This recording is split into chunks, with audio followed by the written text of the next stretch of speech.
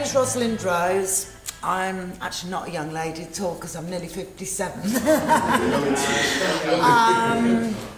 I was raised by Christian parents, but I was an adopted child, and to be honest, anything that they tried to make me do, i.e. go to church, have piano lessons, elocution, anything that they tried to make me do, I rebelled against.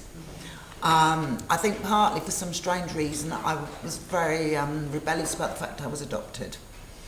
Although they obviously loved me and wanted me very much, something inside me didn't like the fact that they weren't my real parents, so I rebelled.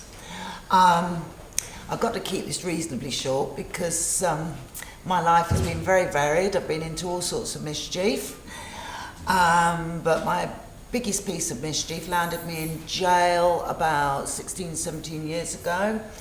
I was in Holloway for 5 or 6 nights and then on to East Sutton Park. And that was for false accounting, embezzlement. I had a lot of money, about 60, 70,000 pounds out of this company. And I was very, very lucky because I actually only did 5 months. As far as drugs and things, again, being the rebel, by 15 I was smoking marijuana, was taking LSD. By 17, magic mushrooms. Amphetamines then was more sort of, I think it was the Black Bombers, the Purple Hearts, which were more sort of the medicinal types. Now it's all the powder and everything. I haven't always taken drugs all the time in my life. There's been periods with marriages and children and things when I haven't. But I've gone through the whole lot. When I came out of jail, just before I went into jail, I was beginning to mess around with ecstasy and raving, and I thought, wow, this is it. I found this is the perfect thing for me, loved it. And I was quite old, actually, 39 years old, and started going raving and clubbing out with all the youngsters. And I was snorting cocaine, which on and off I'd done before, no problem. But the cocaine eventually, towards the end of my clubbing days, the cocaine turned into smoking crack. And something very strange has happened tonight, which I will tell you about at the end of this.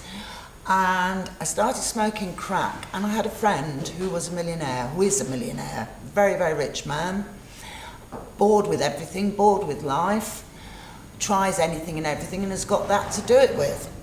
And I used to go and smoke crack with him in his country estate, which I think was worth about 5 million.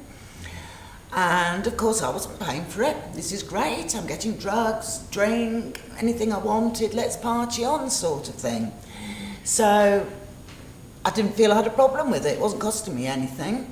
Anyway, he used to go away once in the summer for a month to some, I don't know, family home on the island of Elba. And off he went to party away on the island of Elba. And of course I was left behind with no crack. And all of a sudden I realised from that score I had a problem, a big problem, which became a very expensive problem. But I will say it was expensive, it's cost me a car, arrears on the mortgage and stuff. I did reasonably sort of keep it in control, reasonably. But eventually the crack smoking led on to the heroin.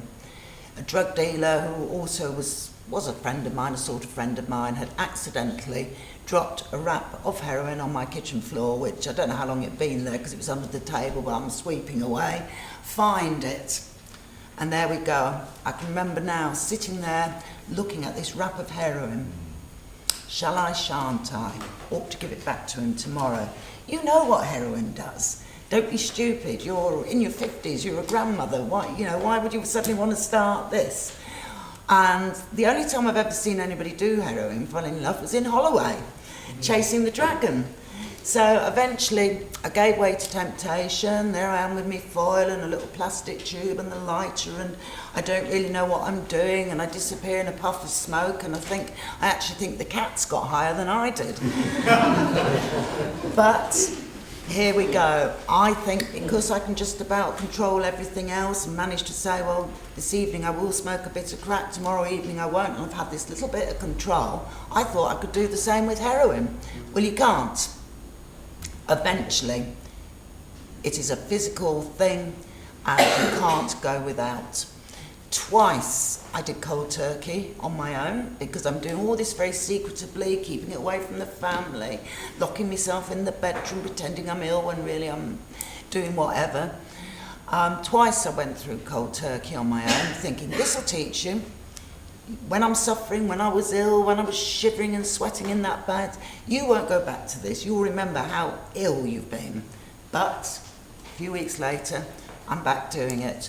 Anyway, after the second time the cold turkey didn't work, I actually engaged with services down at the Bridge in Southampton, which is run by the Society St James. I engaged with them. I was put on substitute medication, which I turned down methadone.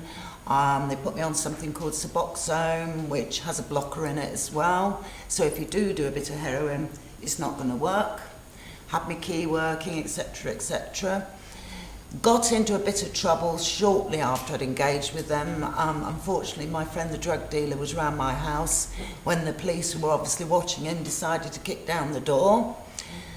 They found some personal crack of mine, a bit of heroin that was left over from whenever, which I'd actually forgotten about, and I ended up with a thing called a DRR, which is a drug rehabilitation requirement order for 6 months, which I completed. All my urine tests clear. As soon as I finished it, I went into the volunteering program at the Bridge, which I'm still doing now. I've done 800 hours in a year, voluntary work for them, but I'm still not a Christian. And I've always turned my back on Christ because of my parents. But in the latter years, I became aware very much of God, that there was something there and something helping me, that there was something there of power. Now, my second husband, I was a Muslim. I lived in North Africa for 2 years, so I also know quite a little bit about Islam. And I tended to sway a bit because Islam sort of made sense to me, sort of the prophet and everything, whereas, you know, virgins getting pregnant, etc., etc., and people rising from the dead didn't quite, I didn't get it. To me, it couldn't happen. But anyhow, my boss at work, who is a Christian, God bless her, she never ever really talked about it, but I became aware that she was a Christian, and we were going to work on Good Friday in the afternoon, and she said to me, well, if you want, you could come to church with me in the morning. She said we do a fish and chip lunch. Well, like my food, fish and chip lunch sounded good. Thought I could put up with an hour and a half of church, so I went with her. And our pastors started to talk about Jesus and the crucifixion and what he suffered, carrying that cross, the pain, what they did to him. And I just broke down and cried. Even now, you see, it makes me emotional because I realised instantly he'd suffered all that pain for me. I went back to church on Easter Sunday. And on Pentecostal Sunday, everybody prayed for me at the front of the church, and I actually spoke with tongues. And what I want to end this with tonight, the funny thing that has happened, when I felt a bit claustrophobic and went outside for some air, I had a message on my phone from the Millionaire, who I blame partly for the crack smoking because he lives now in Kenya, so he's rarely in this country. And I rang him back and I couldn't get hold of him, and then he rang me back and he said he was driving past Southampton. He'd been in England a few weeks, been popping over to Spain and France and wherever, what these millionaires do. And I said, well, that's funny, you're driving past Southampton because I'm in London. I said, and you better sit very comfortably while I tell you what I'm doing. And I told him I was here to give my testimony that I'd become a Christian. And with that, do you know what he said? He said, well, perhaps you spend a few hours with me trying to convert me. And I said, no, Jeremy, because you are not a Christian. The devil will be sitting on your shoulder trying to tempt me. And I think it's very strange that he rang me tonight while I was here. So, thank you, Lord.